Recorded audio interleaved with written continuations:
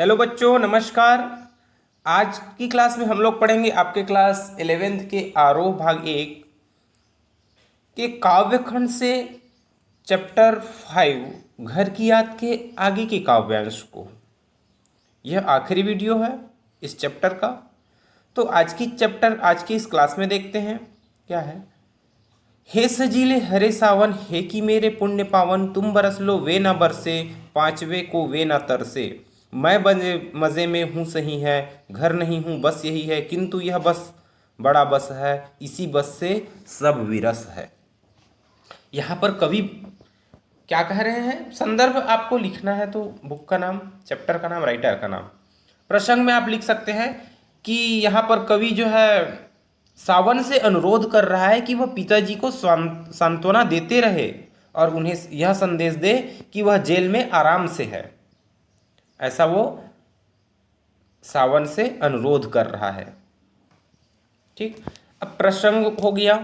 व्याख्या में आप क्या लिख सकते हैं, यह आपका 11th का नंबर है, का काव्यांश है, 11th काव्यांश है। क्या है, हे सजीले हरे सावन, हे कि मेरे पुण्य पावन, तुम बरस लो वे ना बरसे। यहाँ पर कवि जो है सावन से अनुरोध कर रहे हैं, सावन को बोल रहे हैं कि हे सजीले सावन, हरे भरे रखने वाले सावन, हे कि मेरे पुण्य पावन, और तुम क्या हो, धरती को हरा भरा बनाने वाले हो, तुम सुंदर हो। अरे सावन, तुम तो सुंदर हो, तुम तो पवित्र हो, पुण्य हो, शुद्ध हो। इसलिए कवि जो है सावन से कहता है, अनुरोध करता है कि हे हरे सावन, धरती को हरा भरा बना देने वाले सावन, तुम सभी के लिए शुभ कार्य करने वाले हो, पवित्र हो और शुद्ध हो। इसलिए कवि की इच्छा है कि वह खूब बरसे, तुम बरस लो वे ना बरसे, पांचवे को वे ना तरसे। तुम जितना बरसना चाहते हो बरस लो, लेकिन मेरे पिताजी को बरसने मत देना, अर्थात उनको रोने मत देना। मेरे पिताजी जो है दुख की आंसू न बहाए, पांचवे को वे ना तरसे, अर्थात मैं उनका पांचवा बच्चा हूं और वो मेरे पिताजी जो है मेरे लिए ना तरसे। तरसने का मतलब होता है तरसना। क्या बोल सकते हैं इसके लिए, उसकी याद करना, उसको याद करना, उसके लिए दर्द सहना, है ना, उसको मिस करना बोलते हैं, ये उसके लिए दुख भोगना, है ना। तो यही वो बोल रहे हैं कि मेरे लिए वो जो है ना तड़पे ना तरसे, तरसे मतलब ना तड़पे। ठीक है, मैं मजे में हूं सही है, घर नहीं हूं बस यही है। उनसे यह कहना कि मैं यहां पर मजे में हूं। यहां पर कवि जो है सावन को समझाते हुए कहते हैं कि हे सावन, आप जो है मेरे पिताजी को जाकर के यह समझाना कि मैं जेल में आनंद पूर्वक हूं। उसे यह बताना कि मुझको यहाँ पर कोई भी दुख नहीं है, मैं यहाँ मज़े में हूँ। अगर दुख किसी चीज़ का है तो वो सिर्फ किस चीज़ का है, घर नहीं हूँ बस यही है। बस इतना ही दुख है कि मैं अपने घर में नहीं हूँ, इससे ज़्यादा और दुख मुझको किसी भी चीज़ का नहीं है, किंतु यह बस बड़ा बस है, इसी बस से सब विरस है। विरस, विरस का मतलब होता है रसहीन या फिर आनंदहीन बोल सकते हैं, है ना, रसहीन, आनंदहीन। तो ये बता रहे हैं कवि कि किंतु यह बड़ा बस है, बस इसी बस से सब विरस है। लेकिन यहाँ पर ये बता रहे हैं कि मैं सिर्फ, मुझको इसी चीज़ का दर्द है, इसी चीज़ का दुख है कि मैं अपने परिवार के बीच में नहीं हूँ, लेकिन यही मेरे लिए सबसे बड़ा दर्द है और इससे बड़ा दर्द मेरे लिए और कुछ भी नहीं है। कौन सा दर्द, जो अपने घर से दूर है वह, किंतु यह बड़ा बस है, इसी बस से सब विरस है। मतलब अपने घर से जो दूर है उसी दर्द को वो सबसे बड़ा दुख या दर्द बता रहा है यहाँ पर कवि जो है। ठीक है, इस काव्यांश का हम व्याख्या देखेंगे तो क्या लिखेंगे। यहाँ पर कवि जो है सावन से अनुरोध करता है कि हे सावन, हरी धरती को हरा भरा बना देने वाले सुंदर सावन, तुम सभी के लिए शुभ कार्य करने वाले हो, पवित्र हो, शुद्ध हो। इसलिए कवि की इच्छा है कि वह खूब बरसे, किंतु उसके पिताजी उसके लिए दुख न मनाए, आंसू न बहाए। उसके पास उनके और बच्चे हैं तो वे मेरे लिए, अर्थात मैं 5वें नंबर का हूं तो मेरे लिए वे ना तड़पे ना तरसे। दुखी ना हो। कवि सावन को समझाते हुए यहाँ पर कहते हैं कि हे सावन, वह उसके पिता को यह समझाए कि वह जेल में आनंद पूर्वक है, उसे यहाँ कोई दुख नहीं है। उसे यदि कोई कष्ट है तो केवल यही चीज़ का है कि वह अपने परिजनों, अपने परिवार वालों के बीच में नहीं है, वह अपने परिवार वालों से दूर है, इसी चीज़ का बस दर्द है। इससे बड़ा उसके पास और कोई भी दर्द नहीं है। इसी कारण से ही उनके जीवन में जो है अपने परिवार से दूर है, इस कारण से उनके जीवन में ही ये विरस आ गया है। उसके जीवन में रस नहीं है, आनंदहीन हो गया है उनका जीवन। ठीक है, आगे देखते हैं 12वें काव्यांश को। किंतु उनसे यह न कहना, उन्हें देते धीर रहना, उन्हें कहना लिख रहा हूं, उन्हें कहना पढ़ रहा हूं, काम करता हूं कि कहना, नाम करता हूं कि कहना, चाहते हैं लोग कहना, मत करो कुछ शोक कहना। यहां पर कवि प्रसंग में हम यह लिख सकते हैं कि कवि जो है सावन को संदेशवाहक बना करके अपने पिताजी को संदेश भेज रहा है। ठीक है, प्रसंग में क्या लिखेंगे, यहाँ पर प्रस्तुत काव्यांश में कवि सावन को संदेशवाहक बना करके अपने पिताजी को संदेश भेज रहा है इस 12वें काव्यांश में। ठीक है, तो क्या है यहाँ पर देखते हैं। किंतु उनसे यह न कहना, उन्हें देते धीर रहना, उन्हें कहना लिख रहा हूं, उन्हें कहना पढ़ रहा हूं। यहाँ पर कवि जी बोलते हैं कि हरे सावन, यहाँ पर कवि को समझाते हुए कह रहे हैं कि हे सावन, तुम मेरे पिताजी को ऐसा संदेश देना, उनको मेरी धैर्यता का संदेश देना, उन्हें देते धीर रहना, उनको भी धैर्य देना। ठीक है, उनको यह कहना कि मैं यहाँ धैर्यपूर्वक हूँ। किंतु उनसे यह ना कहना, उन्हें देते धीर रहना, लेकिन उनको तुम जो है मेरी सच्चाई के बारे में मत बताना। किंतु उनसे यह ना कहना मतलब मेरी सच्चाई के बारे में उनको मत बताना कि मैं यहाँ दर्द में हूँ, दुख में हूँ, यह मत बताना। उन्हें देते धीर रहना, उनको धैर्यता देते रहना, उनको मेरी सच्चाई के बारे में मत बताना। उन्हें कहना लिख रहा हूँ, उन्हें कहना पढ़ रहा हूँ, उनको यह कहना कि मैं यहाँ लिखता हूँ, यहाँ पढ़ता हूँ, यहाँ मैं अच्छे से हूँ, यहाँ मज़े से हूँ, यह आप मेरे पिताजी को कहना। उनको मेरी सच्चाई के बारे में, मेरे दुख या दर्द के बारे में मत कहना। काम करता हूँ कि कहना, नाम करता हूँ कि कहना, चाहते हैं लोग कहना, मत करो कुछ शोक कहना। यहाँ पर कवि जो है बता रहे हैं कि मेरे पिताजी को ऐसा संदेश देना कि मैं यहाँ पर इस जेल में अच्छे से काम करता हूँ और अपने पिताजी का नाम रोशन भी कर रहा हूँ। नाम करता हूँ कि कहना मतलब मैं अपने पिताजी का नाम कर रहा हूँ, ऐसा कहना। चाहते हैं लोग कहना, मत करो कुछ शोक कहना। और अरे सावन, तुम मेरे पिताजी को यह कहना कि यहाँ लोग जो है मुझसे बहुत प्यार करते हैं, मत करो कुछ शोक कहना। और मेरे पिताजी को यह कहना कि तुम वहाँ अपने बेटे के लिए शोक मत करो, ऐसा आप जो है जाकर के उनको संदेश दे दो। इस प्रकार से कवि जो है सावन से अनुरोध कर रहा है। क्या अनुरोध कर रहा है, इसकी व्याख्या हम देखते हैं कि कवि सावन को समझाते हुए कहता है कि पिता को उसका संदेश देते हुए यह मत कहना कि भवानी जो है जेल में दुखी और निराश है, बल्कि उनको धैर्य देते रहना कि वह जेल में लिख रहा है, वह जेल में पढ़ रहा है, वह जेल में खुश है, यहाँ वह जेल में काम करता है, यह चीज़ बताना। मैं अपने पिताजी का नाम करता हूँ इस जेल में, यह बताना। मैं यहाँ लोगों से प्यार करता हूँ, लोग मुझसे प्यार करते हैं, यह बताना। और उनसे यह कहना कि मेरे लिए वह जो है दुखी ना हो, मैं यहाँ तो हंसी खुशी से हूँ, किसी प्रकार का मुझको दुख या दर्द नहीं है। इस प्रकार से सावन को वो अनुरोध कर रहे हैं, सावन से अनुरोध कर रहे हैं कि हे सावन, मेरे पिताजी को जाकर के मेरी हंसी खुशी संदेश देना। ठीक है, अब अगला काव्यांश देखते हैं। 13 नंबर का।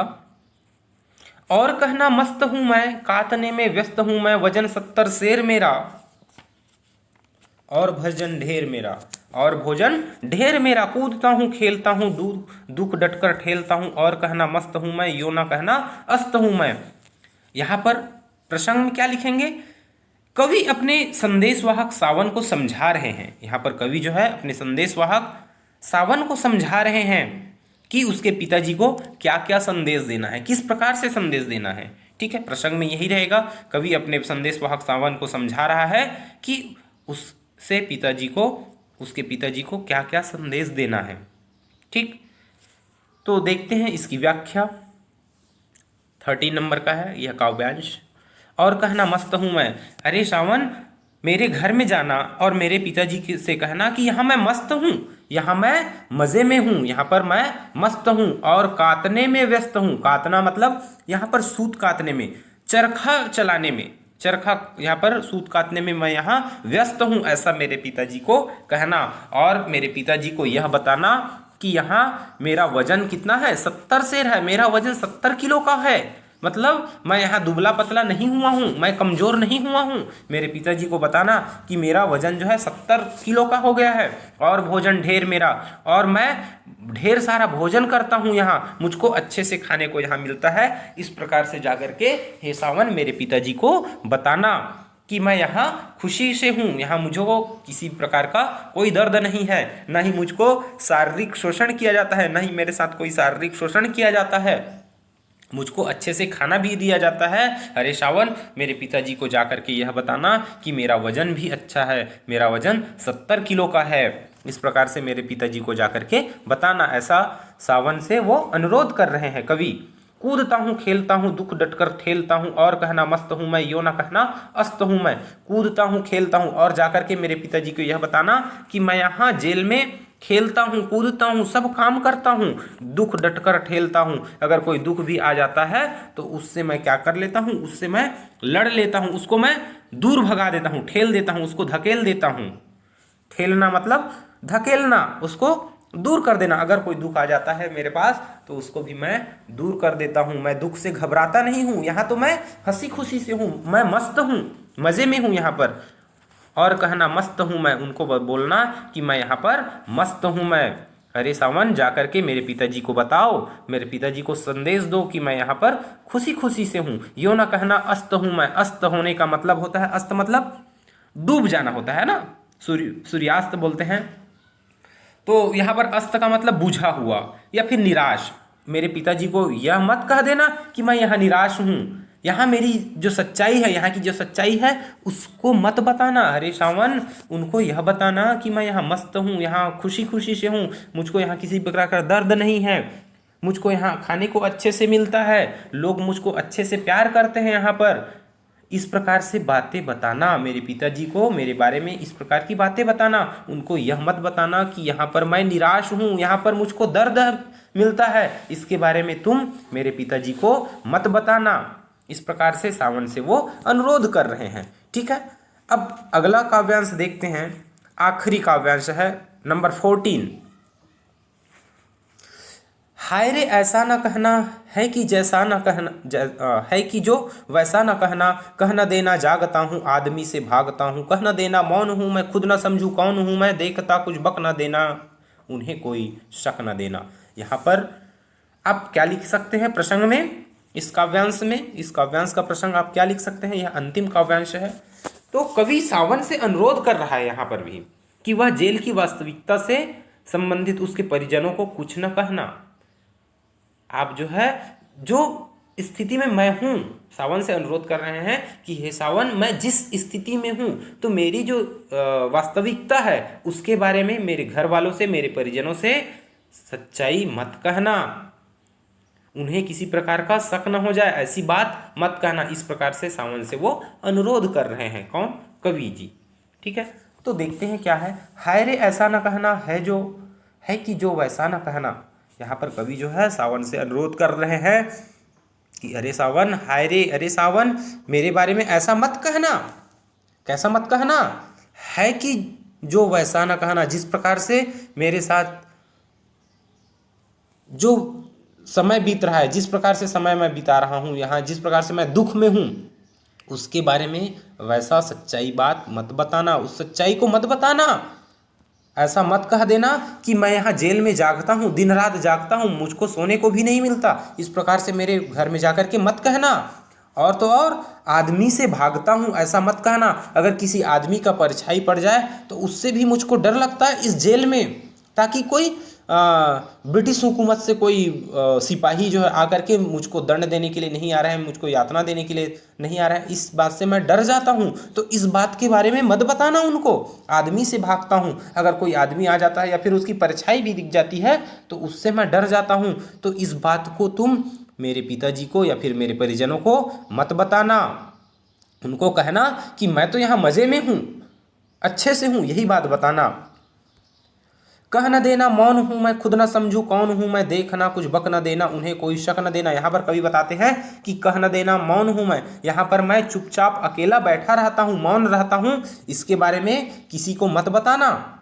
खुद ना समझूं कौन हूँ मैं, और यहाँ तो मैं अपने आप को भी भूल गया हूँ, इस बात को भी मत बताना। खुद ना समझूं कौन हूँ मैं, यहाँ पर मैं अपने आप को भूल गया हूँ, इस बात को तुम मेरे परिजनों को, मेरे घर वालों को मत बताना। देखना कुछ बक ना देना, उन्हें कोई शक न देना।